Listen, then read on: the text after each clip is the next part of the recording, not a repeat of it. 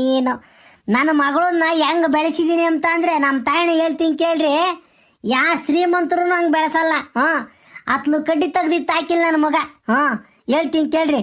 ಅದು ಇವಾಗ ಗೊತ್ತಾಕೈತೆ, ಅದು ಮಾಡಬಾರ್ದಾಯಿತು, ಆರೋಗ್ಯದ ದೃಷ್ಟಿಯಿಂದ ನನ್ನ ಮಗಳ ಕೆಲಸ ಮಾಡಿಸ್ಬೇಕಾಯಿತು ಅಂತನ ಇವಾಗ ಅನ್ನಿಸ್ತಾ ಐತಿ. ಅವಾಗ ನಾನು ಸಣ್ಣ ಮಗಿನಾಗಿದ್ದಾಗ ಗಿಣಿ ಸಾಕ್ದಂಗೆ ಸಾಕಿದ್ದೆ ನನ್ನ ಮಗಳನ್ನ. ಆಗಿನ ಕಾಲಕ್ಕನೆ BSc ಓದಿಸಿ ಆಮೇಲೆ ಓದ್ಸೋಕ್ಕಾಗಲಿಲ್ಲ. ನೀವು ಒಳ್ಳೆ ಕಡೆ ಗಂಡು ಸಿಕ್ತು, ಮದುವೆ ಮಾಡಿದ್ದೀನಿ, ಅದು ಬೇರೆ ವಿಚಾರ. ನೋಡಿ ಹೇಳಿ ಅಂದರೆ ಇದೆಲ್ಲನ ಅಡಿಕೆ ತೋಟ, ತೆಂಗಿನ ತೋಟ, ನಾನು ಭಯ ಭಕ್ತಿಯಿಂದನ ಬಲ್ ಚಂದಕ್ಕೆ ಬೆಳೆಸಿದ್ದೀನಿ ಗಿಡಗಳ್ನ.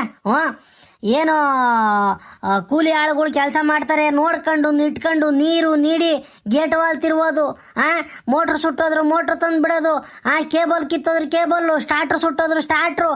ಅವತ್ತಿಂದ ಅವತ್ತು ಈಗಳ್ರಿ ಗಿಡಗಳ್ನಂತೂ ನಲ್ಗುಸಿಲ್ಲ, ಚಂದಕ್ಕೆ ನೋಡ್ಕೊಂಡಿದ್ದೀನಿ.